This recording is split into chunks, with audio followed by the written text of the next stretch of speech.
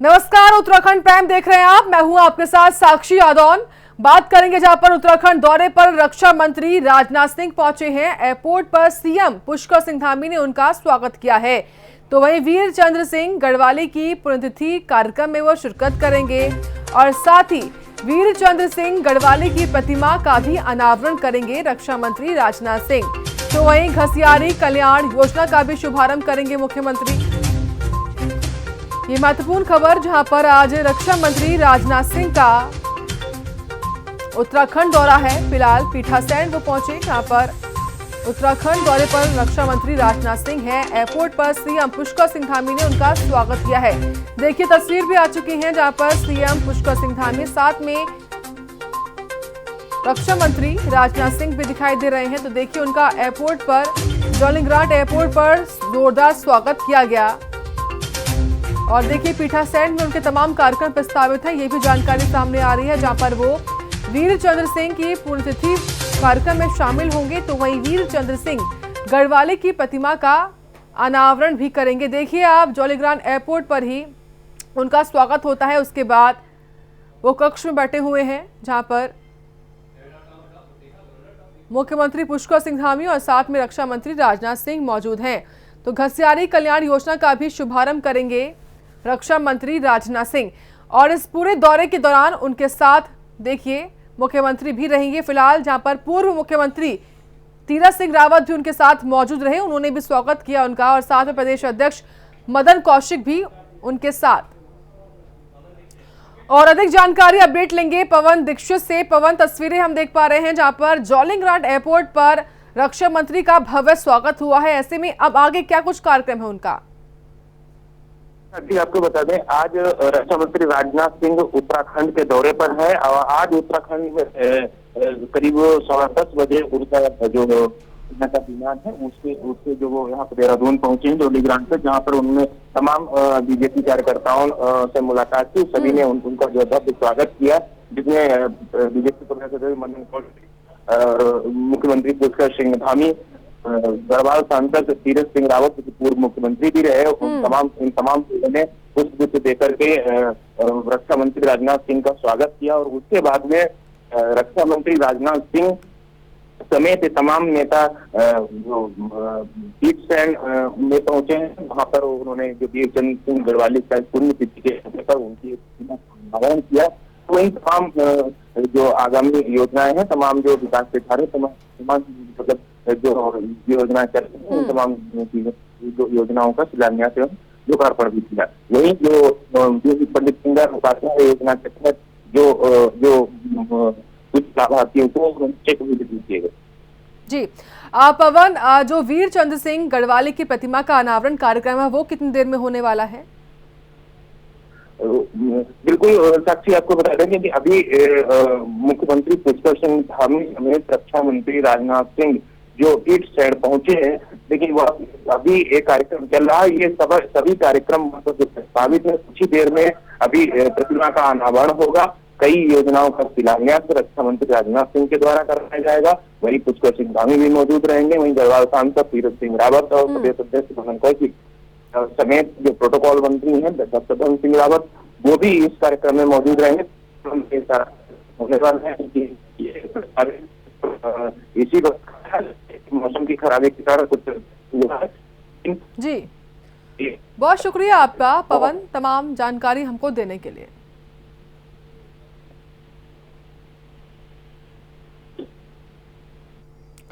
तो देखिए, एयरपोर्ट पर सीएम पुष्कर सिंह धामी ने स्वागत किया है। इसी मौके पर खुद पूर्व मुख्यमंत्री तीरथ सिंह रावत भी मौजूद रहे।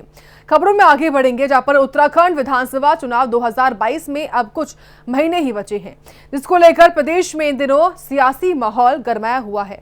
और ऐसे में कांग्रेस के प्रदेश अध्यक्ष गणेश कोदियाल ने रक्षा मंत्री राजनाथ सिंह के पीठासीन दौरे को लेकर बड़ा बयान दिया है।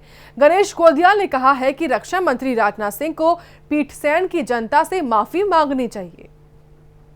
तो देखिए, जिस तरीके से आज रक्षा मंत्री राजनाथ सिंह उत्तराखंड के दौरे पर है, खासतौर से पीठासीन वो पहुंचे और ऐसे में उनके दौरे को लेकर ये बड़ा बयान दिया गया है, जहां पर कांग्रेस का हमला, कांग्रेस के प्रदेश अध्यक्ष गणेश कोदियाल ने रक्षा मंत्री के दौरे को लेकर निशाना साधा है, हमला बोला गया है। कहा है कि राजनाथ सिंह को पीटसैंड की जनता से माफी मांगनी चाहिए।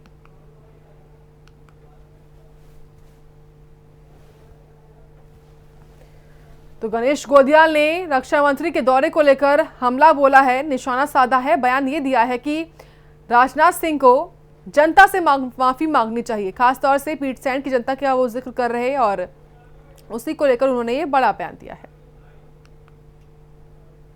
इससे ठीक 5 साल पहले पर्रिकर जी भी पीटसैंड में आए थे और उस समय वो रक्षा मंत्री थे। रक्षा मंत्री के रूप में उन्होंने ये घोषणा की थी, नरसिंह जी उनको तब भी लाए थे और ये घोषणा की थी कि वहाँ पर सैनिक स्कूल का निर्माण होगा। लेकिन बड़े अफसोस के साथ ये कहना पड़ता है कि आज 5 साल से अधिक समय बीतने के बाद अब उन्हें अब तक वो घोषणा याद नहीं है, कोई उस पर कार्रवाई नहीं हुई उस घोषणा पे आज। अब राजनाथ सिंह जी आ रहे हैं, केंद्रीय मंत्री के रूप में वहाँ राजनाथ सिंह जी आ रहे हैं। हो सकता है कि फिर चुनाव को प्रभावित करने के दृष्टि से कुछ घोषणा करें, लेकिन इन घोषणाओं से लोग अब प्रभावित होने वाले नहीं हैं। लोग इनकी असलियत को समझ गए हैं।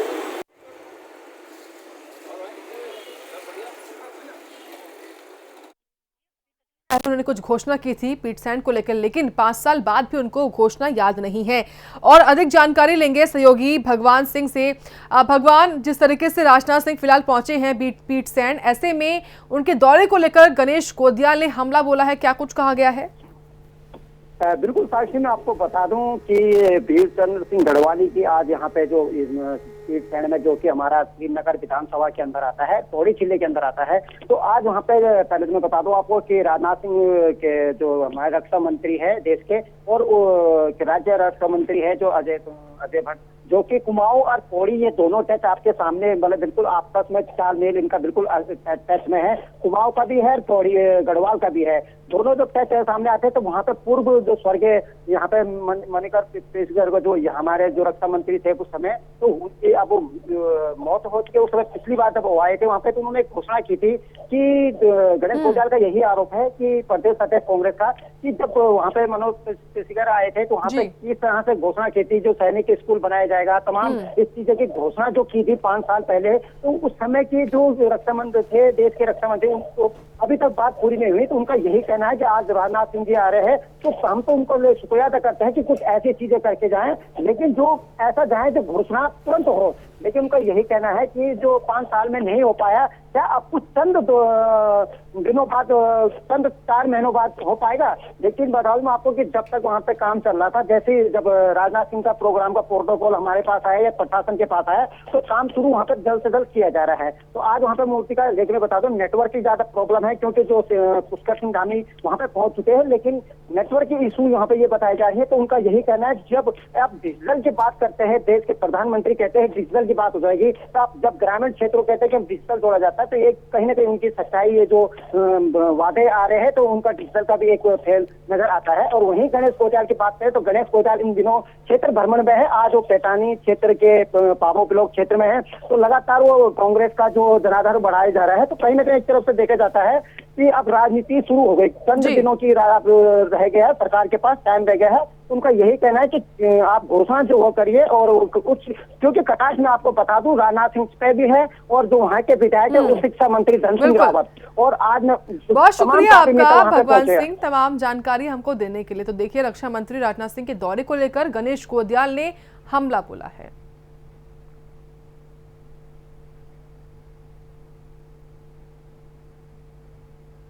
खबरों में आगे बढ़ेंगे, बात करेंगे जहां पर कल यानी कि 2 अक्टूबर को गांधी जयंती है, जिसको लेकर कांग्रेस के द्वारा हरिद्वार में एक कार्यक्रम का आयोजन किया जा रहा है, जिसमें राष्ट्रपिता महात्मा गांधी के जीवन परिचय समेत उनके विचारों और उनकी राष्ट्रभक्ति के बारे में लोगों को अवगत कराया जाएगा। और इस कार्यक्रम में राजनीति से दूर कांग्रेस सभी लोगों को निमंत्रण भी दे रही है। तो कल गांधी जयंती के अवसर पर कांग्रेस कार्यक्रम करेगी। हरिद्वार में कार्यक्रम का आयोजन किया जाएगा और महात्मा गांधी के बारे में सभी को उनके विचारों के बारे में जानकारी दी जाएगी। तो गांधी जयंती को लेकर कांग्रेस ने तैयारियां शुरू कर दी थी और देखिए, कल अलग अलग जिलों में तमाम कार्यक्रम भी होंगे। फिलहाल हरिद्वार में इस कार्यक्रम का आयोजन किया जाएगा, जहां पर महात्मा गांधी के विचारों के बारे में सभी को अवगत कराया जाएगा।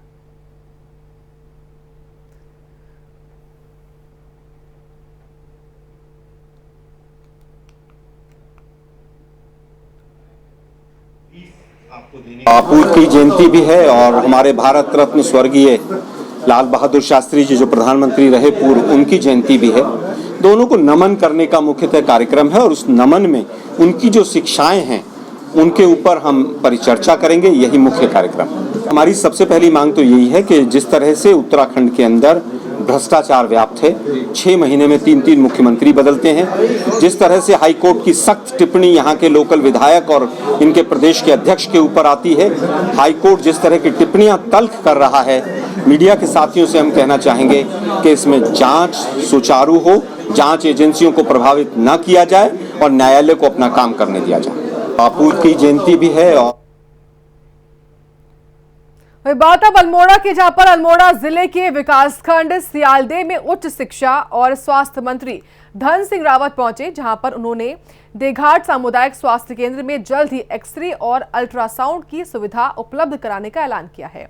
उन्होंने कहा कि सरकार ने सभी अस्पतालों में जांच सुविधा निःशुल्क कर दी है।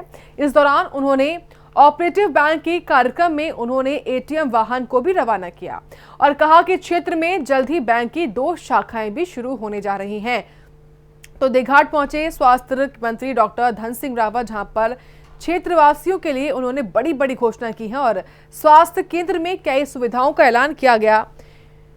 तो ऑपरेटिव बैंक के कार्यक्रम में उन्होंने एटीएम वाहन को रवाना भी किया, हरी झंडी दिखाई और जल्द ही बैंक की 2 शाखाएं शुरू करने का ऐलान भी किया गया।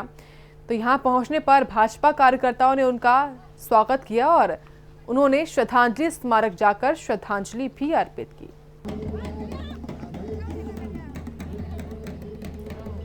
तो डॉक्टर धन सिंह रावत ने कहा कि जल्द ही बड़ी बड़ी घोषणाएं और स्वास्थ्य व्यवस्था को और बेहतर किया जाएगा।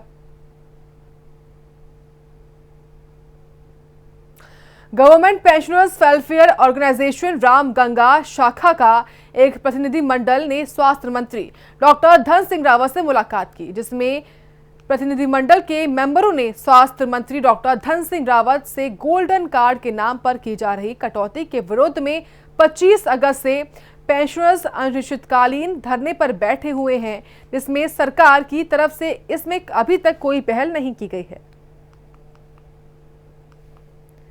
तो देखिए, डॉक्टर धन सिंह रावत से सभी ने मुलाकात की और अपनी मांग को लेकर लगातार धरना भी दिया जा रहा है, जहां पर अनिश्चितकालीन धरने में सभी लोग बैठे हुए हैं।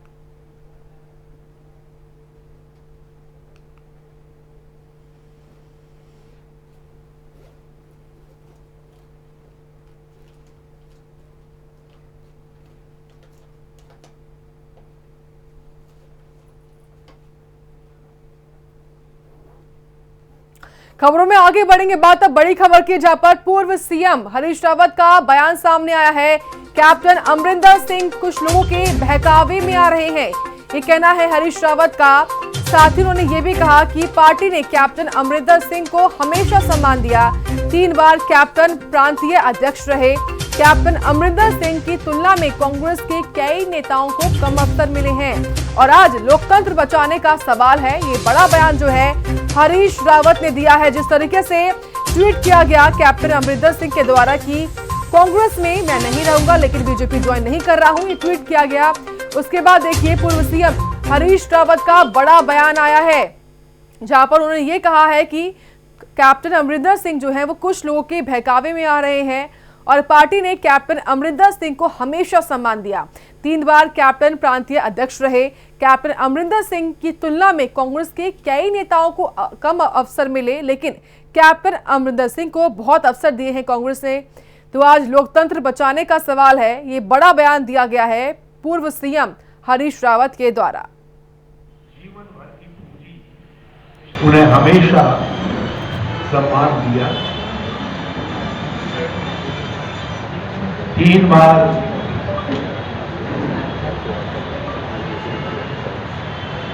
वो पार्टी के प्रांतीय अध्यक्ष रहे और 2 बार 9.5 साल मुख्यमंत्री रहे। यदि ये ह्यूमिलेशन है तो फिर दूसरे वरिष्ठ नेता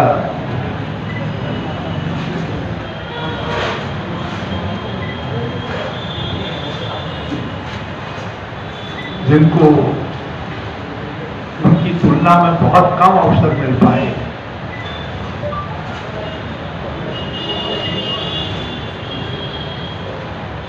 उनसे श्री अमरेंद्र सिंह जी को अपनी तुलना करनी चाहिए।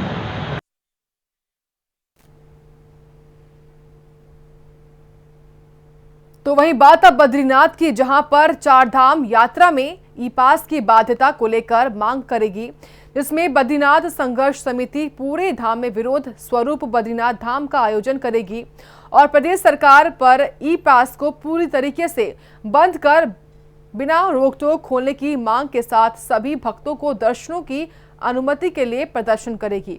ऐसे में संघर्ष समिति के अध्यक्ष का कहना है कि धाम में प्रतिदिन करीब 15,000 तीर्थयात्रियों के रहने खाने की सुविधा है, लेकिन ई पास की बाध्यता के चलते 1000 यात्री भी पूरे नहीं आ पा रहे हैं। तो देखिए, चारधाम यात्रा को लेकर नाराजगी सामने आई है संघर्ष समिति की, जहां पर ई पास की बाध्यता को खत्म करने की मांग है इनकी और ई पास को पूरी तरह से बंद करने की मांग भी उठाई गई है। वहीं टिहरी में पुलिस और प्रशासन ने चंबा ऋषिकेश राष्ट्रीय राजमार्ग पर अतिक्रमण को हटाते समय दुकानदारों की पुलिस और प्रशासन के साथ तीखी नोकझोंक हो गई। प्रशासन ने जेसीबी मशीन से अतिक्रमण को हटाया। पुलिस और कांग्रेस प्रदेश उपाध्यक्ष ज्योत सिंह बिष्ट के साथ धक्का मुक्की हुई। बिष्ट ने कहा कि सरकार अपनी दबंग पर उतारू हो चुकी है और जो बेरोजगार लोग हैं उनके रोजगार का छीनने का काम सरकार कर रही है, जिससे कि ये साफ दर्शाता है कि सरकार रोजगार देने के बजाय जेसीबी मशीन चलाकर रोजगार छीनने का काम कर रही है। तो देखिए, पुलिस और दुकानदारों के बीच में नोकझोंक हुई है और इसी को लेकर कांग्रेस के प्रदेश उपाध्यक्ष ज्योत सिंह बिष्ट के साथ पुलिस की भी तीखी नोकझोंक हुई। पुलिस ने कांग्रेस प्रदेश उपाध्यक्ष के साथ धक्का मुक्की की है। आप देखिए तस्वीरें।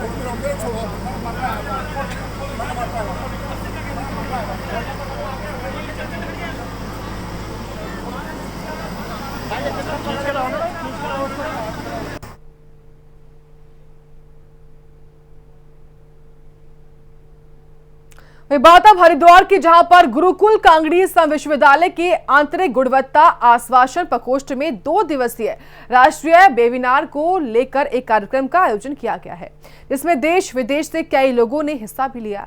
जिसमें कार्यक्रम जुड़े विभिन्न प्रारूपों और कोरोना से होने वाले विभिन्न दुष्परिणामों के बारे में भी बताया गया है। कार्यक्रम के चेयरमैन और आंतरिक गुणवत्ता आश्वासन प्रकोष्ठ के निदेशक प्रोफेसर आरसी दुबे ने बताया कि कोविड-19 से बचाव के लिए उपाय, बचाव और क्या लक्षण हो सकते हैं, इस बारे में आपसे विचार रखे गए हैं। तो देखिए, गुणवत्ता आश्वासन प्रकोष्ठ को लेकर कार्यक्रम का आयोजन किया गया, जहां पर 2 दिवसीय राष्ट्रीय वेबिनार का आयोजन किया गया है।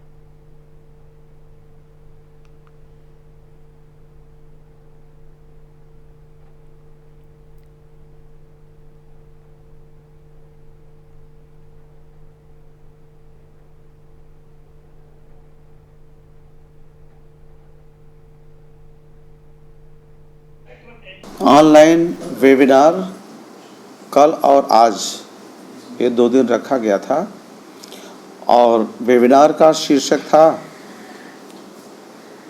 Pre and post Covid impacts on physical and mental health. कि कोविड विगत 2 वर्षों से पूरी दुनिया को हिला के रखा है। हिंदुस्तान भी इससे अछूता नहीं, हम लोग भी अछूते नहीं। हमारे विश्वविद्यालय में हमारे कई साथी अपने जान दे दिए हैं और ढेर सारे साथी बीमार हुए थे, आज भी उस पीड़ा से गुजर रहे हैं। तो वहीं पद्मश्री और पद्म भूषण से सम्मानित डॉक्टर अनिल प्रकाश जोशी रुड़की के कोर कॉलेज पहुंचे, जहां पर उनका प्रबंधन ने फूल मालाओं के साथ स्वागत किया। इस दौरान पर्यावरणविद अनिल जोशी ने छात्रों को पर्यावरण के संबंध में जानकारी देते हुए प्रकृति के बारे में विस्तार पूर्वक बताया। जोशी ने कहा कि हिमालय क्षेत्र में बांध बनाने के लिए नए सिरे से सरकार को सोचने की आवश्यकता है। बांध का निर्माण करना पर्यावरण और प्राकृतिक दृष्टिकोण से सही नहीं है। उन्होंने ये भी कहा कि बांध अब हमारे पक्ष में ज्यादा बेहतर हो नहीं सकते, खासतौर पर जब बाढ़ जैसी आपदाएं आ रही हैं। The objects around to shine due to its reflection. एक पर्यटन मंत्री बने अजय भट्ट जी, मैंने उनको सुझाव दिया है कि वो एक राष्ट्रीय गोष्ठी करें पर्यटन और प्रकृति पर, क्योंकि अगर पर्यटन का सबसे बड़ा बोझ पड़ रहा है तो प्रकृति पे पड़ रहा है, तो दोनों को कैसे लें। रही बात जो हमारे दूसरे मुद्दे हैं कि बांधों को लेकर, इसमें कोई भी दो राह नहीं है कि बांध अब हमारे पक्ष में ज़्यादा बेहतर हो नहीं सकते, और ख़ास तौर से तब जब इस तरह की बाढ़ आ रही हैं, अतिवृष्टि हो रही है, तो सरकारों को नए सिरे से सोचना हो। ज़्यादा कष्ट अगर दुनिया में कभी किसी को होगा तो पहाड़ के ही लोगों को होगा, पहाड़ की परिस्थितियाँ क्योंकि बहुत वल्नरेबल। बात अब टिहरी की, जहां पर एशिया के सबसे बड़े टिहरी बांध की झील के ऊपर प्रताप नगर के मोटना निवासी ने अपने पुत्रों के साथ बिना लाइफ जैकेट पहनकर 30 घंटे और 30 मिनट में तैराकी करके 12 किलोमीटर तय की है। तो बिना लाइफ जैकेट के तैराकी पूरी की है, जहां पर 3.5 घंटे में ये तैराकी पूरी की गई है। ये बात अब डोईवाला की, जहां पर ग्राम ऐसे में लक्ष्मीवाला टोल प्लाजा 2100 रुपए टोल टैक्स को लेकर बढ़ोतरी हो रही है। तो टोल टैक्स बढ़ने से लोग परेशान हैं, जहां पर सिटी बसों की कर्मियों की हड़ताल देखने को मिली है।